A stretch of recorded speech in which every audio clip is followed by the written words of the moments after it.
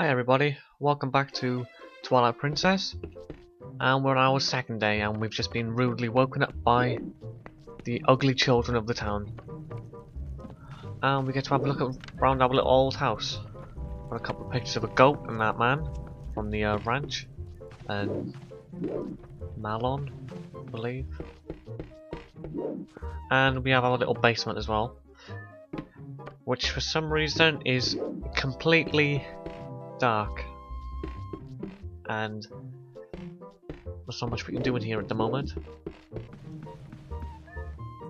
and it does take a while to climb up stuff in this game. Like, seriously, can take a long time. Our first task is to see what the kids want.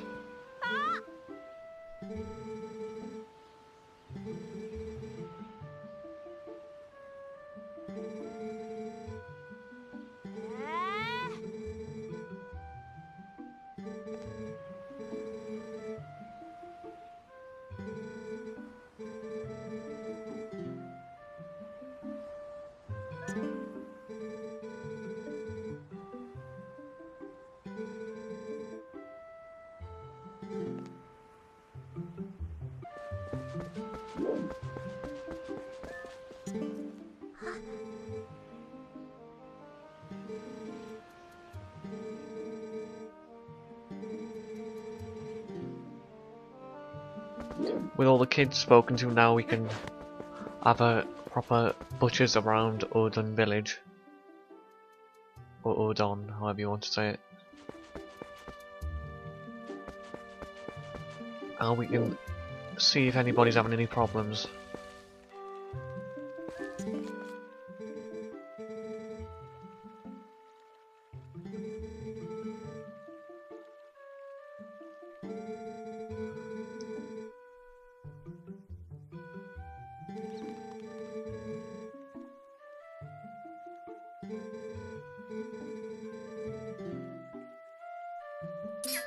So we need to find a cat and get some honey, but we can't actually get any honey, unfortunately, at this point in the game. But we can get reintroduced for the probably nearly every Zelda since Ocarina, Z-targeting.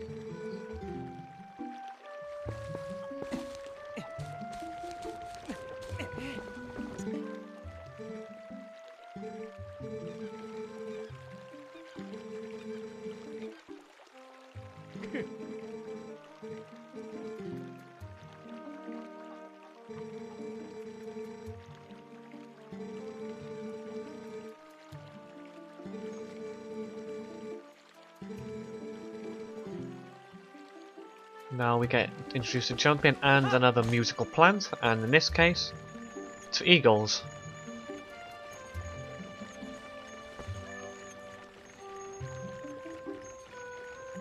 And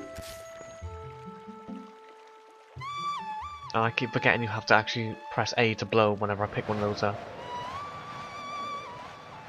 We don't actually get to control a hawk like we did, sort of similar to what happened in Wind Waker when you could control the seagulls with the Hyoid pairs. We can basically just chuck him off any direction we need to. So in this case, at the honey, the bee's nest.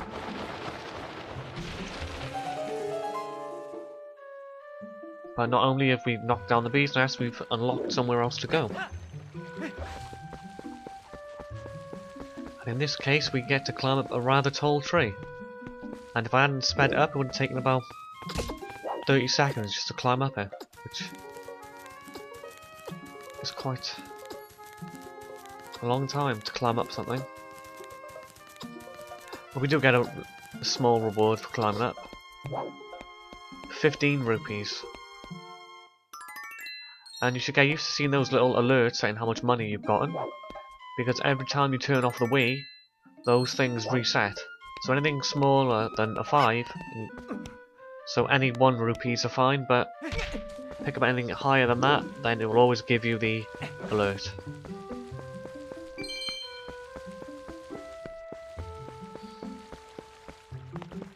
So you'll always be able to tell whenever I've stopped playing. And this lady here needs some help.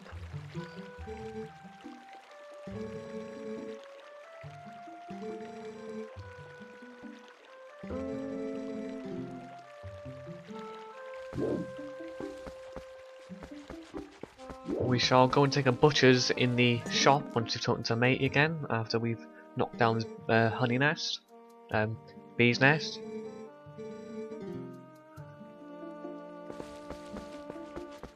And apparently his wife's lost his cat, and we'll see what's up with her at the moment then.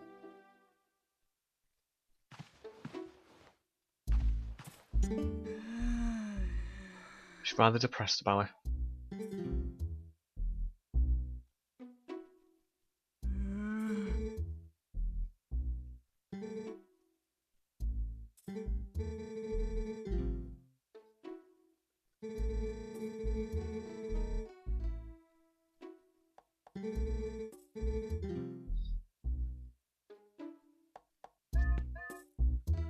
And we can't purchase anything either till we get her cat back, so...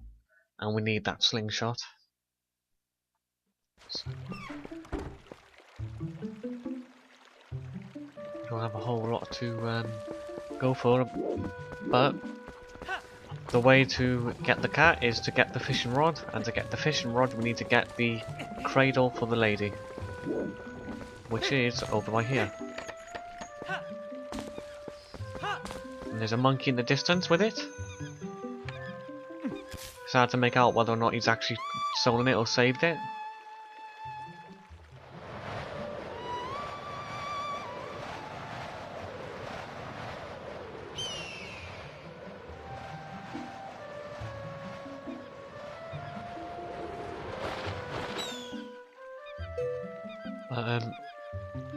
Got a bit of problem there, just trying to get my wheel remote to get picked up. But take good aim, and he takes the cradle for us.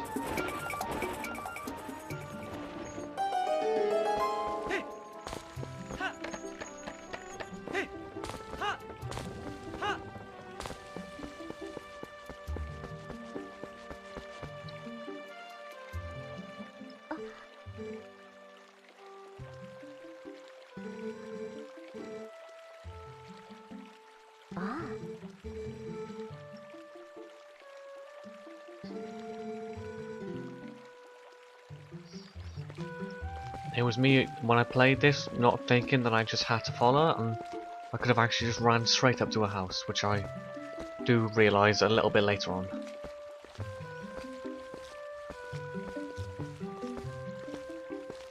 So excuse the slow walking.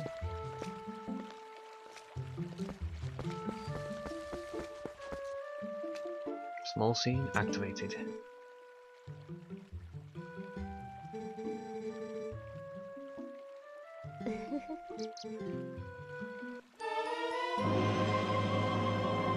And we get our first item of the game, a fishing rod. And we get our nice jingle, all operaed up.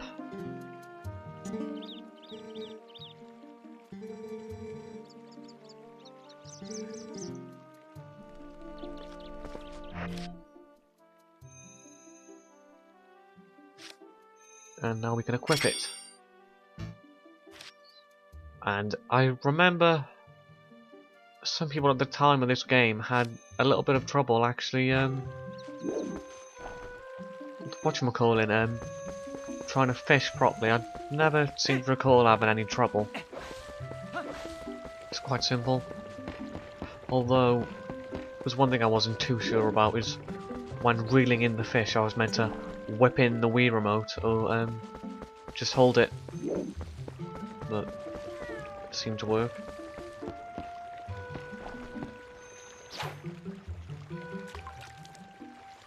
Just wait for the bobber to stabilise basically and just fall down, and you'll probably see some fishies just going at it.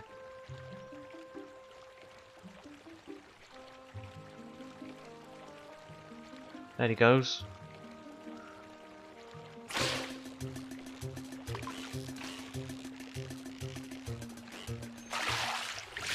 Fishing at its finest. Although for some reason my fish wasn't good enough for the cat, and he just shrugged it off. Might be something to do with the size of the fish, I don't know, but I catch another one. And that cat doesn't want a piece of me at all.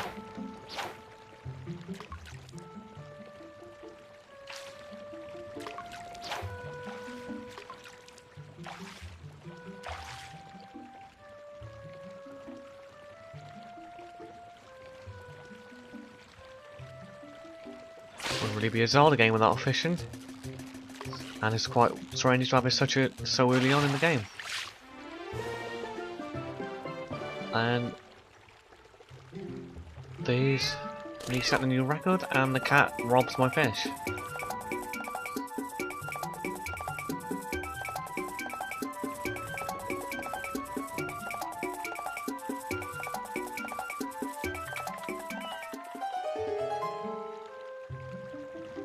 And now we have to go and collect quite a bit of money. And I cut out almost 5 minutes of this, so and we've got enough for the slingshot now.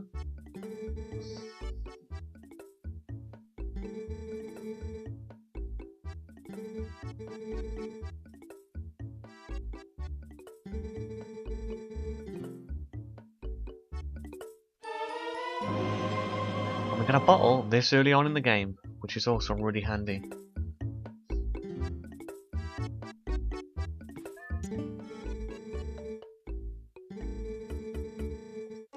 And don't forget to actually buy the slingshot.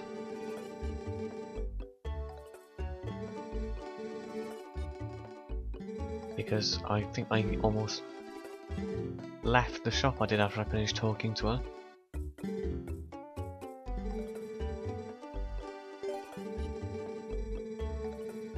And we get 50 pellets straight away instead of having to get any bags for it, which is nice. And we got our first weapon of the game.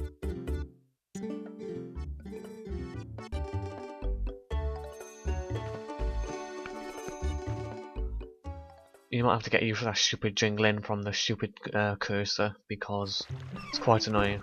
And I've looked in the options, I don't know how to turn that down at the moment. And we can equip all 3 items at once now. And with a D-pad, we can assign each one to each. And then when we're in the main game, pressing the button on the item sets it to B for us, so we can switch between them quite quickly.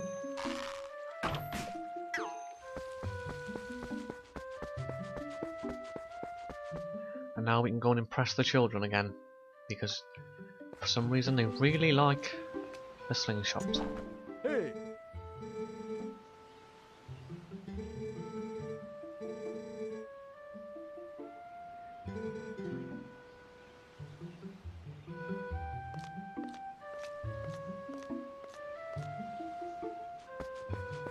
So now in these little tutorials we'll get to grips with the aiming with a Wii remote.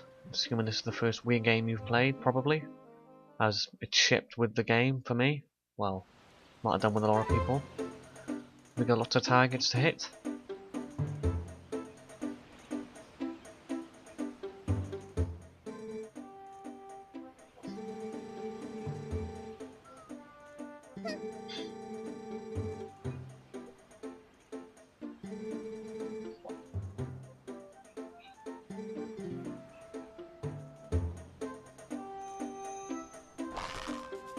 I make the mistake of pressing the A button to fire.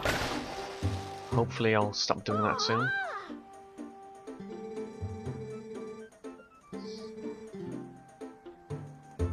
We can only really aim within the vicinity of the screen, so we have to use the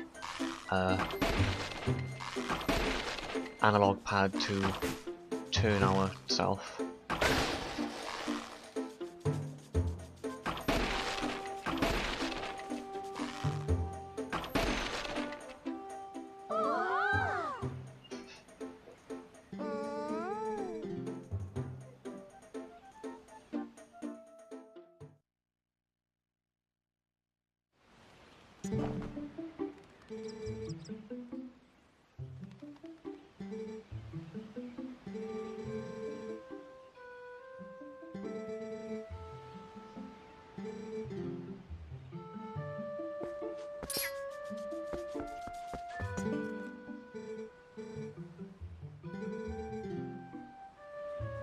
And we've got a nice little package to pick up after we kill that spider.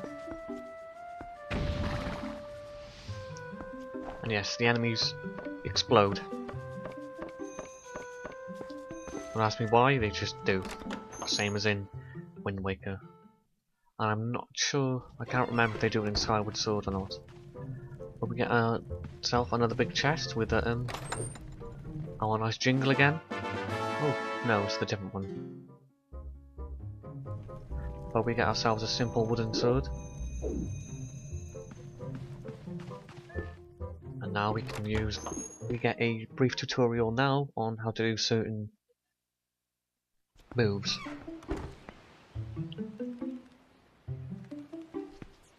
It's really not refined. It is waggling, basically. There's not much precision apart from the probably the stab move, which you'll see soon enough.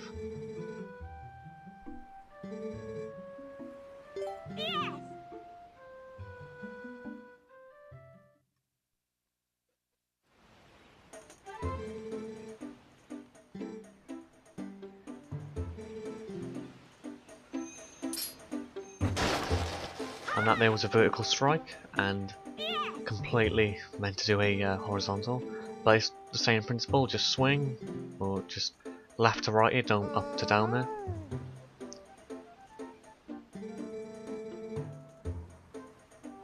And this move, quite good, I like it. It's good for enemies with shields, I believe.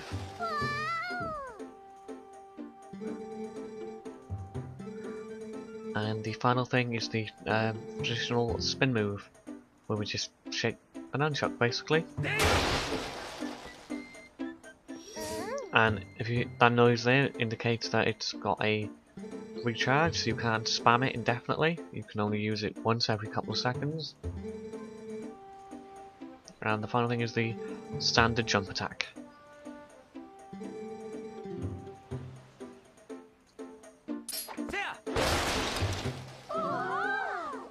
Simple. Although the next, well, actually I won't spoil anything for you about my professional fighting skills.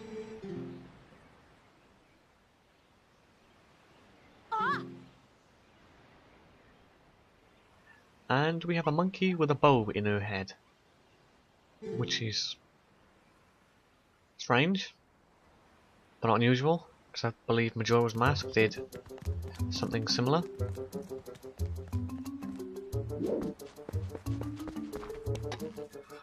We better give chase on Epona, but we'll speak to Colin first, I hope that's his name. And yes, if you get too close to something, the Epona will do that. The same as if you pull back on the control stick, she'll do a 180 for you straight away.